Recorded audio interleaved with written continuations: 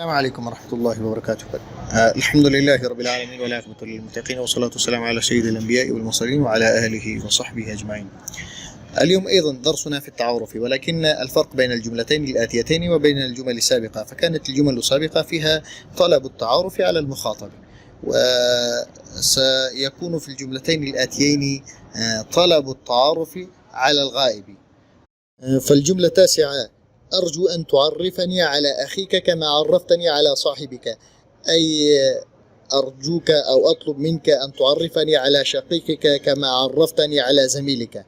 والجواب: حسنا، سأجمع بينكما في أقرب فرصة، أي سأجعل لقاء بينك وبين أخي في أقرب وقت. الجملة 10: أرجو أن تنسق لقاء بيني وبين زميلك أرشد، أي أتمنى منك أن تجعل لقاء أو لقيا بيني وبين صديقك أرشد، أو أن تجمعنا بيني وبين صديقك. والجواب: حسنا، ستتعارفان إن شاء الله، أي حسنا سأجمع بينكما وستتعارفان فيما بينكما. تدريب: هات لكل جملة من الجمل السابقة تعبيرا مشابها لها من غير إخلال في المعنى.